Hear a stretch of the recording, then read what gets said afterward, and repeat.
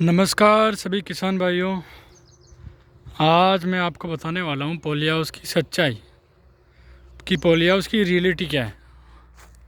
Poly house लगवाएं या नहीं लगवाएं।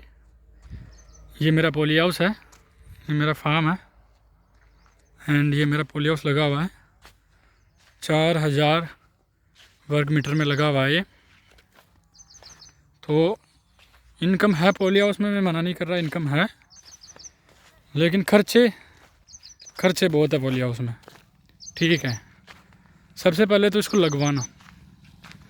आज के समय में इसको लगवाने में सब्सिडी के बाद भी एक किसान को खर्चा आता है, इसमें 17 से 18 लाख तो मिनिमम खर्चा आता ही है एक किसान फार्मर को। ठीक है, अब मिडिल क्लास किसान, छोटा किसान, सीमांत किसान, इनको 17 से 18 लाख इनके लिए बहुत बड़ी रकम होती है। और दूसरी बात, फिर पॉली हाउस का अनुभव, इसको करने के लिए व्यक्ति को अनुभव भी चाहिए। खेती करने के लिए इसमें लगाते ही खुद तो इसमें फार्मिंग कर नहीं सकता, या फिर पहले वो पॉली हाउस से जुड़ा हो, पॉली हाउस में फार्मिंग की हुई हो तो वो इसमें फार्मिंग कर सकता है। दूसरे, जो राजस्थान में इसका सबसे ड्रॉबैक है, सबसे बड़ा जो इसका नुकसान है राजस्थान के अंदर, वो इसका ये फटना, क्योंकि धूप तेज़ होती है तो सीट अपनी हल्की हो जाती है। आपको पता है कि ये सीट फैलती है धूप पड़ते ही, धूप फैलने लग जाती है और राजस्थान में चलती है फिर तेज आंधियाँ, और गलती से इसके पर्दे ऊपर रह गए। ठीक है, ये जो कर्टन्स है अभी जो वो फोल्ड हो रखे हैं पाइप, ये थोड़े से ऊपर रह गए गलती से। ठीक है, और तो ये फटना निश्चित है इसका हर गर्मियों में। ठीक है, फट जाए वो कोई बात नहीं। अब आप बोलेंगे इंश्योरेंस होता है इसका, वो होता है, हाँ वो भी बताऊंगा मैं। ठीक है, अब ये मेरा ये 4 से 5वीं बार फट चुका है। ठीक है, अब ये देखिए पूरी सीट फट चुकी है, ये किसी काम की नहीं है, पूरी सीट नहीं लानी पड़ेगी, पूरी सीट नहीं लानी पड़ेगी। और इंश्योरेंस कंपनियों में 4 से 5 बार क्लेम कर चुका हूँ। अब मैं कोर्ट में केस करने वाला हूँ इन इंश्योरेंस कंपनियों पे। आज दिन तक मुझे 1 रुपया नहीं दिया है किसी इंश्योरेंस कंपनी ने। जो भी इसकी इंश्योरेंस कंपनियाँ हैं पॉली हाउस की, मैंने काफ़ी बार क्लेम कर दिया। ये बोलते हैं कि पहले आप खर्चा लगाओ, उसके बाद आपको पेमेंट मिलेगी, लेकिन आज के बाद मैंने क्लेम कर चुका हूँ, किसी भी इंश्योरेंस कंपनी ने 1 रुपया नहीं दिया है। इसी वजह से मैं इंश्योरेंस कंपनी पे केस करने वाला हूँ। और ये देखिए, ये 4000 वर्ग मीटर वाला पॉली हाउस है ये। अब ये इसमें खर्चा बहुत है, क्योंकि इसमें विभिन्न प्रकार के आपको ये लाने पड़ेंगे, फर्टिलाइज़र, दवाइयाँ। अब काफ़ी लोग कहेंगे कि पॉली हाउस के अंदर तो इंसेक्ट घुसते ही नहीं है, तो खर्चा कहीं का। बीमारियाँ का डिजीज़ कहाँ से आती है?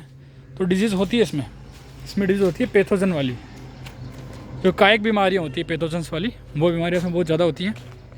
अब आपको अंदर से दिखाऊँ, ये देखो, ये पर्दा फटने की वजह से, ये पॉलीथीन फटने की वजह से पर्दे फट चुके हैं। अब इसके लिए मुझे लेबर बुलानी पड़ेगी। अब स्थानीय लेबर यहाँ उपलब्ध नहीं है। अब पॉली हाउस के ऊपर चढ़ने से लेबर डरती है अपने यहाँ की, तो ऊपर चढ़ काम नहीं कर सकती। इसकी जो ट्रेंड लेबर है वो लानी पड़ेगी, उसका ज़्यादा कॉस्टली खर्चा। जो पॉली हाउस बनाती है या पॉली हाउस का काम करती है वही लेबर चाहिए। ठीक है, और दूसरी बात, ये इसमें गोबर खाद डलवानी पड़ेगी आपको। हर 2-3 साल में मिट्टी चेंज करवानी पड़ेगी। ये मिट्टी चेंज करवाई है मैंने भी नीचे की। ठीक है,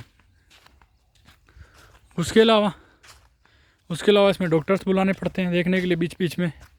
ठीक है, क्योंकि आप 60 से 70 हज़ार का आप इसमें ओनली सीड लगाओगे, और उससे पहले भी आपको इसमें खर्चा करना पड़ता है काफ़ी।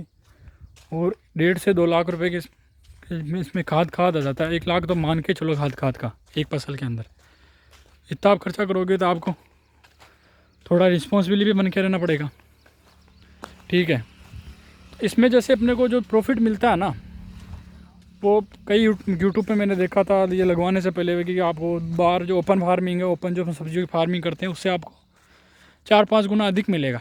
नहीं, बिल्कुल गलत बताते हैं। कोई 4-5 गुना नहीं मिलता है इसमें।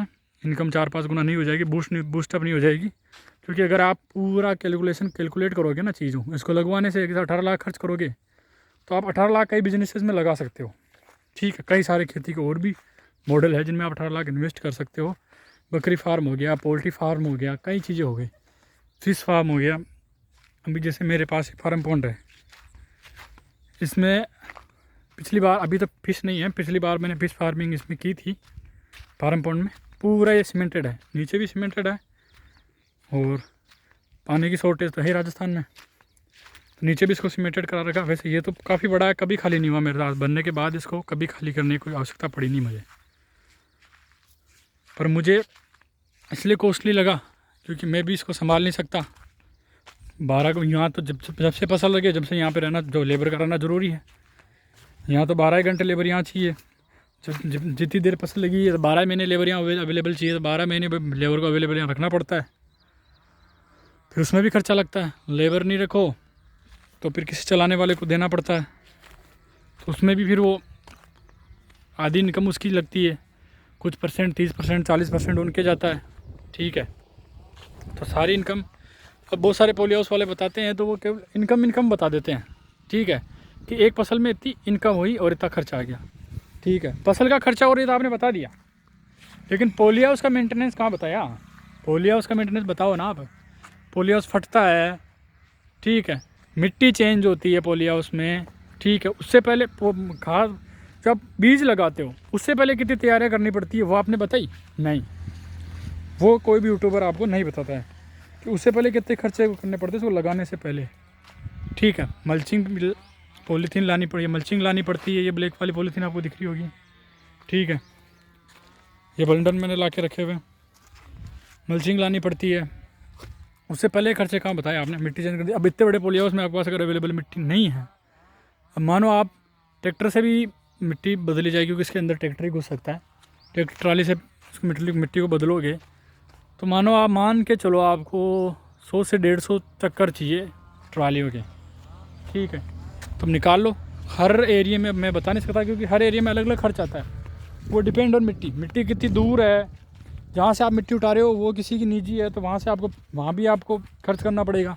चलो ठीक है, निजी नहीं है, गांव में अवेलेबल हो जाती है, लेकिन पास में तो नहीं होती ना।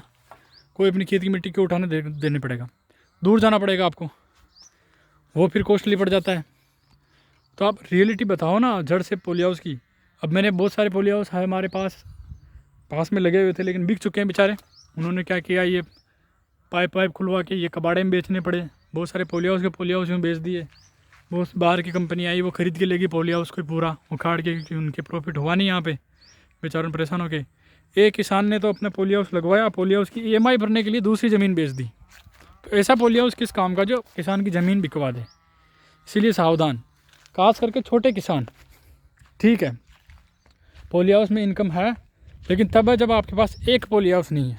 ठीक है, 2 पॉली हाउस है, 3 पॉली हाउस है, तब क्या है कि इनकम आपकी चालू रहती है, बंद नहीं होती है। ठीक है, इधर से प्लस फसल निपटी उधर चालू हो जाएगी, उधर से निपटी इधर चालू हो जाएगी, तो इनकम का फ्लो चालू रहता है ना। तो जैसे धंधे के पैसे अपन धंधे में डाल सकते हैं, जब धंधा पैसा दे ही नहीं रहा तो पैसे कहाँ से डालोगे? ठीक है, इसीलिए 2-3 पॉली हाउस हो तो 2-3 पॉली हाउस के लिए आपको पता फिर ज़मीन चाहिए। ठीक है, एक पॉली हाउस 17 से 18 लाख रुपये खर्चा आ रहा है, तो 2-3 पॉली हाउस का खर्चा देख लो आप। और इस ऑप्शन में आपके पास तो फिर कई सारे बिजनेस मॉडल है, एग्रीकल्चर फार्मिंग में बहुत सारे मॉडल है, पॉली हाउस से ज़रूरी नहीं है। तो इसीलिए भेड़ चाल नहीं चले। मेरा कहना यही है कि भेड़ चाल को छोड़ें, कि नहीं इसने पॉली हाउस लगा लिया और डींगे आंक देते हैं बड़ी बड़ी कि हमारे इतनी इनकम हुई, और बताते नहीं कि खर्चा कितना लगा। ग्राउंड लेवल नहीं बताते ना कि ग्राउंड लेवल में इसमें कितना खर्चा आ गया। ग्राउंड लेवल से बताना चाहिए ना कि हमें कितनी तकलीफ़ें फेस करनी पड़ी, क्या क्या करना पड़ा इसकी, कि इसमें एक फसल लगाने से पहले आपका आदमी को कितना खर्चा आता है, लगाने से पहले, लगाने के बाद कितना खर्चा होता है। और आपको पता है कि अब हो चुका है कंपटीशन, खीरा का इतना रेट नहीं मिल पाता मंडियों में। अभी 20 का रेट चल रहा है, अब कहाँ 40 का रेट मिलता था स्टार्टिंग में, अब 20 का रेट हो चुका। तो इनकम तो डायरेक्ट सीधी 10 लाख जहाँ इनकम होती थी वहाँ से 5 लाख हो चुकी है। ठीक है, कहीं 12 रुपये, कहीं 15 रुपये, 10 से नीचे भी आ जाता है कभी। तो फिर हम पशुओं को खिला देते हैं, गौशाला में दान कर देते हैं, यूँ डाल देते हैं। क्या करेंगे फिर 10 से नीचे लेके, क्योंकि इसमें आप तोड़ोगे, तोड़ने पर लेबर लगेगी, तोड़ने पे अंदर से लेबर लगेगी, तोड़ते ही उसको डालने के लिए पॉलीथीन के पैकेट चाहिए, ट्रांसपोर्टेशन का खर्चा। दूसरी बात, सबसे इम्पोर्टेंट बात, पॉली हाउस लगाओ तो हमेशा ट्रांसपोर्टेशन का ध्यान रखो कि शहर से आपकी फार्म कितना दूर है, कितना पास है। और जहाँ डेली, चाहे सर्दी गर्मी बरसात में अधिकतर कीचड़ हो जाता है, अधिकतर किसानों के पास ज़मीन खेतों के बीचों में होती है और वहाँ रास्ते ठीक नहीं होते हैं। ट्रैक्टर तो आ जा सकते हैं, लेकिन जो बाकी पिकअप हुए, टेम्पो हुए, ये डेली आने चाहिए पोली हाउस पर। यह सबसे बड़ी दिक्कत हो जाती है किसान को लगाने के बाद। लगा तो लेता है। एक किसान का उदाहरण बताऊँ मैं, अब यहाँ पे टेम्पो आने पे 400 रुपये किराया लेता है हमारे इस पोली हाउस पे आने पे। मंडी से यहाँ आने का 400 रुपये किराया लगता है। एक पोली हाउस हमारे रिलेटिव में किसी ने लगवाया, उन्होंने खेतों में लगवा लिया दूर। अब उनके किराया पड़ता है 1200, कभी 1500। ठीक है, तो आप देख सकते हो कितना डिफरेंस आ जाता है। तो वो बोलते हैं कि हम तो किराए में ही महंगे हो रहे हैं। तो महंगे तो हो गए क्योंकि उन्होंने पोली हाउस लगवा लिया खेतों में, तो वहाँ से उनको ट्रैक्टर में लोड करना पड़ता है, फिर इधर में आके टेम्पो में डालना पड़ता है, तो उनके किराया हो जाएगा डबल। और कई जगह फिर टेम्पो गड़ जाता है तो टोचन करना पड़ता है, उनके बारिशों में तो उनकी हालत ख़राब हो जाती है। और जब नहरें चलती है, जब खेतों की पिलाइयाँ शुरू हो जाती है, जब भी हालत ख़राब हो जाती है क्योंकि रास्तों में पानी भरा रहता है। अब यहाँ तो गाँव है, पोली हाउस आपको पता सिटी के बीच में तो लगाने से रहे। तो ट्रांसपोर्टेशन जहाँ हो सके, मेन सड़क जो गाँव की मेन सड़क होती है जहाँ पानी वानी नहीं पड़ता हो, और टेम्पो वेम्पो पिकअप वगैरह आराम से आ सके जा सके बिना किसी परेशानी के, वहाँ लगवाने की कोशिश करें जहाँ से जहाँ। और ये चीज़ों का ज़रूर ध्यान रखें। ठीक है, एक है लगवाने से पहले अपनी सॉइल टेस्टिंग करवा लें अच्छी, अपने आसपास के शहर कस्बे की सॉइल जो मृदा परीक्षण केंद्र होता है उसमें जाके, और पानी की जांच करवा लें। मृदा और पानी की जांच के बगैर कभी पोली हाउस मत लगाना, ये हकीकत है। और एक है ट्रांसपोर्टेशन सिस्टम के बिना। और दूसरी रही बात, तो 12 महीने पानी की अवेलेबिलिटी, पहले ये देख लेना कि आपके वहाँ 12 महीने पानी की अवेलेबिलिटी रहेगी या नहीं रहेगी। ये तो मानता हूँ कि पोली हाउस में पानी कम यूज़ होता है, लेकिन गर्मियों में आते आते कई जगह पानी बिल्कुल भी नहीं होता है, और इसमें हर दिन पानी चाहिए होता है। पानी ज़रूरी है।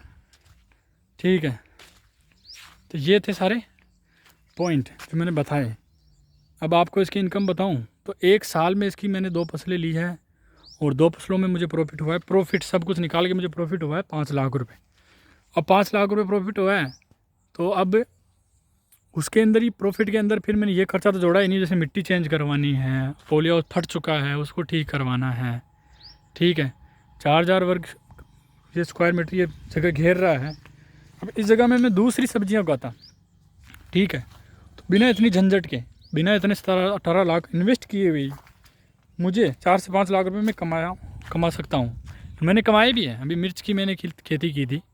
ठीक है, मिर्च की खेती में मैंने अभी प्रॉफिट निकाला है सारा करके 4 लाख रुपए, सारा खर्चा निकालने के बाद में, उसमें खाद का लेबर का सारा खर्चा निकालने के बाद में। ठीक है, और वो एक ही फसल ली थी। ठीक है, और इसमें 2 फसलों का निकला ओनली 5 लाख प्रॉफिट। तो आप देख सकते हो, क्योंकि भाव नहीं मिल पाते हैं कई बार, इसमें किस्मत में कई बार भाव मिल जाते हैं तो 5 लाख की जगह 10 लाख भी हो जाता है। लेकिन पीछे आप मैंने जो गिनाए खर्चे, उन खर्चों को गिनिए एक बार। ठीक है, इसके ड्रॉबैक भी है कई सारे, नुकसान भी है कई सारे, फ़ायदे हैं पर नुकसान बहुत ज़्यादा लगे मुझे तो। और पोली हाउस लगवाओ तो आपके पास अच्छा खासा पैसा होना चाहिए पहले, आप बड़े किसान होने चाहिए, तो पोली हाउस आपको ज़्यादा इफेक्ट नहीं करेगा। ठीक है, क्योंकि इनकम ऑफ सोर्स आपके पास और भी होंगे। आप ओनली पोली हाउस पे डिपेंड है तो फिर तो पोली हाउस मत लगवाइए, क्योंकि बहुत सारे किसानों की मैंने ज़मीन बिकते देखी है, पोली हाउस को वापस बिकते हुए देखा है। इसलिए ध्यान रखिए। जय जवान जय किसान। और अगले वीडियो में बताऊंगा इसके कैलकुलेट करके सारी इनकम और कितने कितने इसमें खर्च आते हैं, क्या सब्सिडी मिलती है, हर चीज़ का आपकी जानकारी दूंगा अगले वीडियो में। जय हिंद, जय किसान, जय जवान।